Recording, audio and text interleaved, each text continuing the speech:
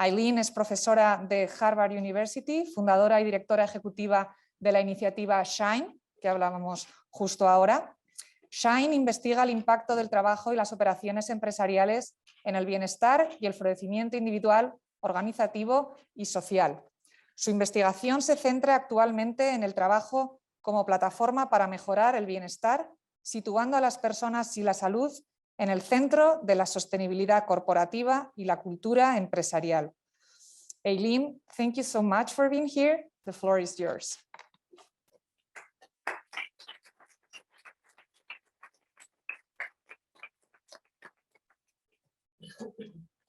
Thank you for having me. It's a pleasure and a privilege to be here. And I want to thank Dr. Avero for inviting me. I have to tell you a little story about how I met him. He came as a visiting scholar to Harvard on a Fulbright scholarship. And he's very curious, and he was trying to navigate the network of Harvard, which has many, many schools on the same campus, and one way across campus, the medical school and the School of Public Health.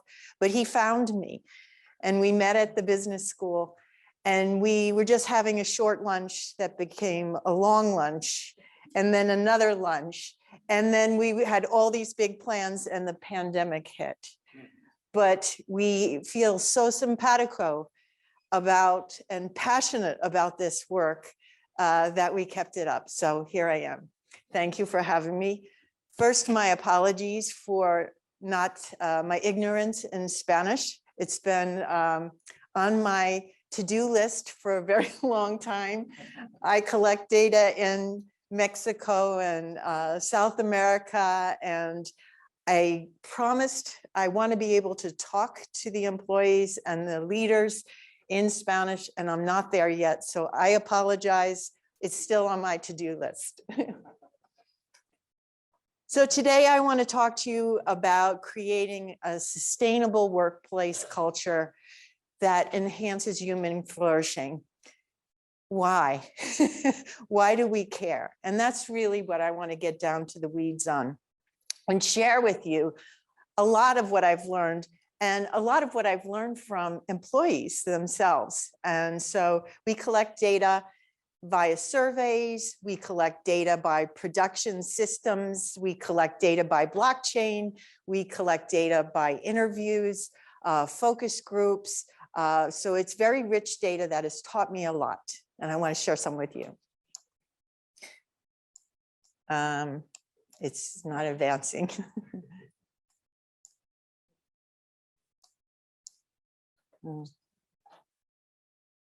Well, let me tell you about the next slide. Oh, there we go. Okay. So about 2014, I took a lot of stuff I'd been doing for decades and consolidated it in a research program called Shine. And the point of doing that is that we could build a network of collaboration that crossed discipline, that crossed industry academic lines, that became partnership in trying to make social impact instead of just trying to make another paper. So that's, you know, if you're in an academic thing, you have to aim for these publications. But if you really love what you do and you're passionate about the subject, you really want to make impacts, but you cannot do it alone. So Shine is a collaborative network that the acronym stands for Sustainability and Health for Net Positive Enterprise. It's a big mouthful. That's why we call it Shine, like the sun. But the point of it is that a lot of, I've worked in aviation, transportation, even in downsizing the nuclear weapons industry post-Cold War in the US, and what happens to the people when you downsize. All of these things have an impact. And the focus always was how to minimize harm and minimize risk. And that was the goal. But we thought the goal could be higher. And how do you maximize benefit? And how do you see your positive impact which is obviously good for reputational brand value, but it's good for people, planet, and employees to see their place in the world. So that's what Shine is. And we go in cooperation, business, our incubator labs, where we try things and we measure them, because when you measure it, you see it. So this is the Grand Canyon. I hiked there last summer or last fall, and it's great sunsets, but it makes visible things that you don't ordinarily see. And that's what we try and do in collaboration with researchers and industry, is to make visible the human side of work and business. We like to think of work as a platform for life. It's a platform for life because after you graduate from college, it's the forever university where you build your skills, you build your identity, you build your social relationships, and we learn best from others, not in isolation on our laptop. Yeah, the pandemic, we had to do that a little bit, but we really learn from others. It's our social community where, like I said, identity, but a sense of belonging, and we learn best in this network of loving relationships. It's also material security. And right now in the US, high tech is under, going through major downsizing, and there's all this fallout when people get an email that says that their job is terminated. So material security cannot be underrated. It is meaning and purpose, and we're paying attention to Gen Z, Gen X, that are really basing their careers or thinking about their careers in terms of their purpose. And that's not how I grew up. My parents grew up. They thought, what would be the most profitable career? And you do this first step and then the second step. Gen Z, Gen X thinks, what meaning do I get from this? What is this purpose for me? And work as a platform is doing good, is feeling good. It's health. And I'm in public health, but to notice it, to notice how much it fills our lives is really meaningful for everything. Because if our well-being is not good, our performance isn't good. And there's a spillover effect. Just as I say, we learn best in collaborative relationships.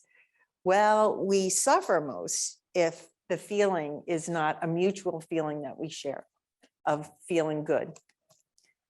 So this is the mind shift. Okay, this is the Grand Canyon again, trying to change perspective and have an overview effect and see that health is more than physical health or mental health.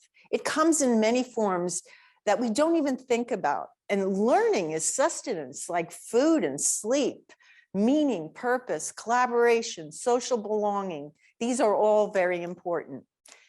And they're important because they're building blocks for our health. Down here on, let's see if I can, down here this is small print and I apologize, but this is Maslow's hierarchy of needs, starting with, physiological needs and safety needs and love and belonging, esteem, self-actualization that comes from learning and mastery. And that has been in the social sciences for decades.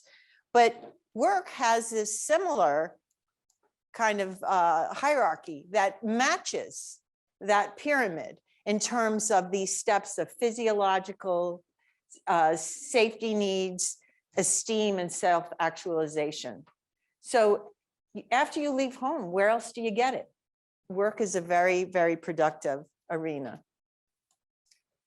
So I want to talk to you about health as flourishing. There's flourishing on an individual level. There's flourishing on an organizational level.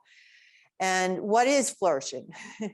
And we've been really conscious about the language because, at least in the United States, when companies adopt a mindset of health, it's in health benefits.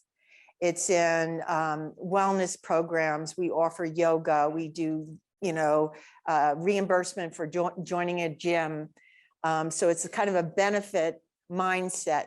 So this flourishing is takes all that hierarchy of need into perspective. And so flourishing as a definition is arguably what we seek as individuals and should seek as a society to raise up the well-being of all the population.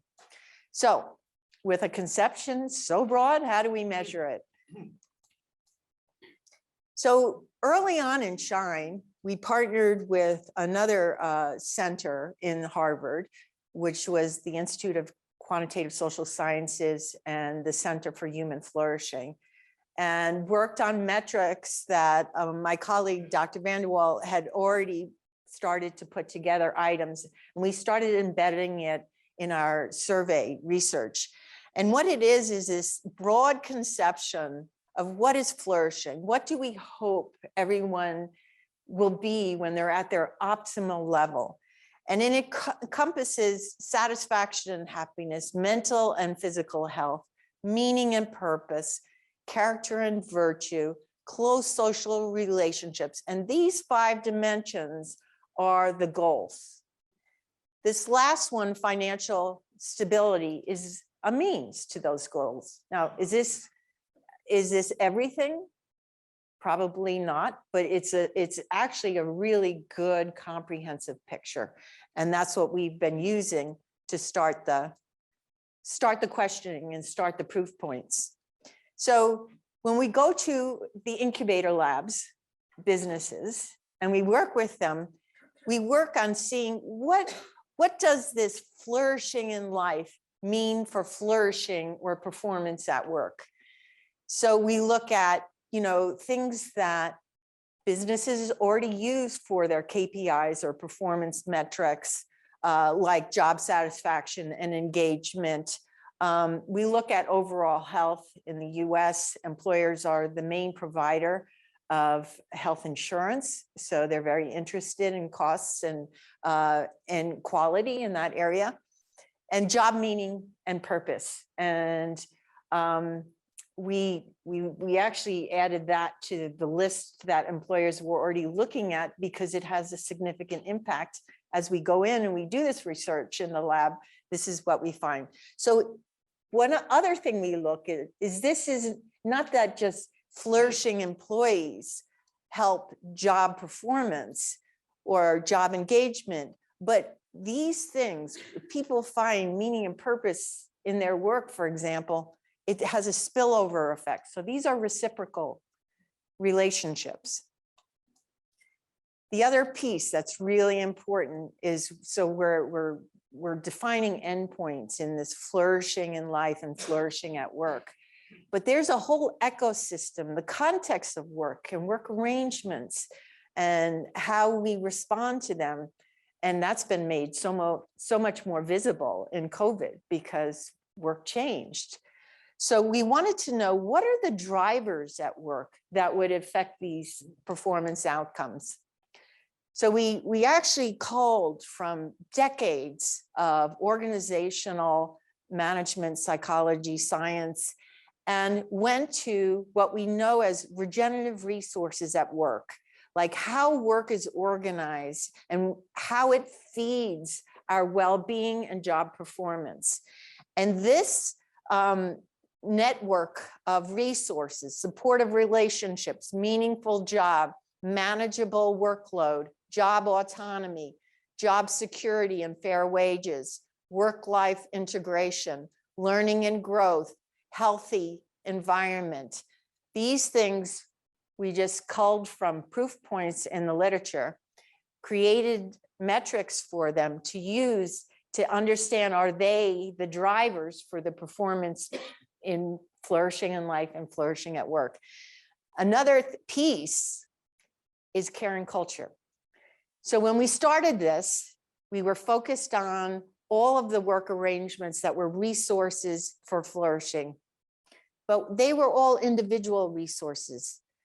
This is what I experience in my job. This is what, I experience in my life.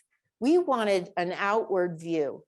So we asked employees, how do people feel, experience the environment in which you work? Is it caring? Is it respectful? Is it dignified? Is it trusting? And so we just started asking these questions, and I'll tell you what we found. Oops. Okay. So these are the aspects that we were interested in, and it's an outward looking thing. So how else do you grab the ambient environment and assess it? But we asked everyone the same thing. What does that look like if you could see it and touch it? Caring, trusting, fairness, respect, and support. And we asked about each of these things on a scale for them to rate. And we found that all of these things were highly related. And in fact, and this is just one of the articles, we have another one that will come out next week with different populations, different incubator labs. But what we found, years of occupational health and safety, which is my background, was that workload was the primary lever for these kinds of performance outcomes that we were interested in. But what this graph is, so you can see up here is work outcomes in terms of absenteeism or sick leave, performance, being engaged, distraction, limited ability to work, like they can't do their full job, positive mood or attitude, job satisfaction. These are all work performance outcomes. Down here are those resources in the circle that I showed you. And these lines, these green lines, are positive impacts on these things. The thicker the line, the bigger driver it is. The yellow ones are negative influences on this. So what you can see from this, I thought, workload, that's going to be the main lever, right? But caring climate had significant outcomes in terms of performance at work. And so what you could see is that a caring culture is 5.7 times more strongly associated with worker performance than workload. Here's another thing we learned. So what you see here, these are those dimensions of flourishing on an individual level, flourishing in life measures that we call. These are the work resources. And what you see, here's manageable workload. Guess what? Learning and growth has more significant impacts. I mean, manageable workload certainly is important, but meaningful job. Look how meaningful job, purpose, influences somebody's flourishing in life. So this kind of whole ecosystem perspective helps us really understand why flourishing matters. And so it's important drivers of flourishing at work. It's how flourishing affects our lives in general and how flourishing affects job performance. And that's what we've been studying.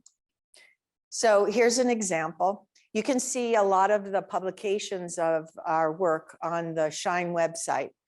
But this is looking at the connection between flourishing individuals and flourishing organizations. And so what we looked at in this was the costs, and we put a dollar value, US dollar value, on ill health and distraction, how people's flourishing status impacted distraction at work and what the dollar value was. And so here you can see worrying about being unemployed. Sorry, this is small. And this is work-family conflict was very costly. So this is $2,000, $2,100 a year per employee for this kind of outcome.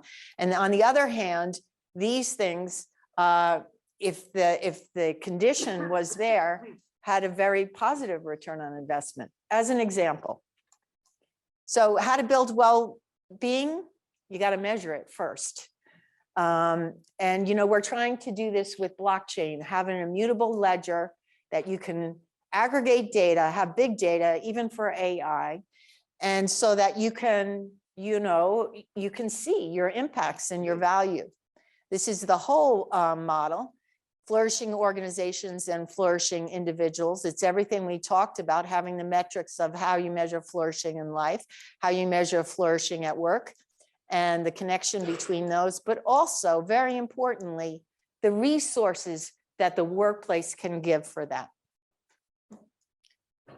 I'm not going to talk a lot about COVID, but I'll just say we learned so much how COVID was a disruptor. And probably there was things that were hiding in plain sight all along. But when we were already measuring, we could see how things changed in COVID, and work has changed. And it's also affected our mental health. In the United States, during the early pandemic in 2020, we had 40% of US adults were struggling with mental health or substance abuse. And this is just probably brought to the forefront what was already going on. The UK had already appointed a minister of loneliness to deal with mental health in the UK. There's all this thing about quitting and the Great Resignation, but this is an article by the Harvard Business Review that says, you know, really, during the pandemic, quitting went down. That in fact, people have the resignation trends have been going up consistently for the last decade. And this is what we need to pay attention to. This is why flourishing organizations can change this trajectory. Okay, in summary, oh, there we go. Where do we go from here? Thinking, change mind shift, thinking about work as a platform for well-being. It's good for people. It's good for the planet because you have more flourishing people. People are going to care. And businesses flourish. And we need the power of business. How can businesses gift the world with workplaces that are joyful playgrounds of inspiration and growth? I'm going to skip this slide for a minute, but I'll just tell you what is on here. Our thinking about health is, oh, it's an individual responsibility. It's how they live their lives, their lifestyle, but it could be their work style. And if we change that mind shift, we might be able to have more impact.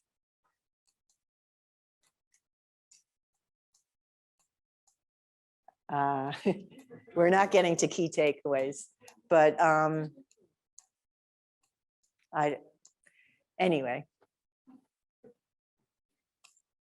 Okay, so the key, I'm going to just, health, it can be a real way to think about work. And the key takeaways, here we go. Get ready. Complete well-being is more than physical and mental health. Well-being is not just the provenance of the individual. It's not just their lifestyle. It's flourishing organizations create meaningful, caring, and inclusive environments with a strategy that includes the arrangements of work. To optimize thriving, one must consider individual and organizational systems, the ecosystem, the feedback loops, and the ripple effects, moving beyond programs and benefits. COVID has made things crystal clear for us that might have been behind the curtain before. We need, because of maybe the pandemic, because of how work arrangements have changed and become more isolated, we have problems of trust in a caring culture. And it's a very big driver of performance and flourishing. And I think I'll leave you with that. Thank you for your time and attention.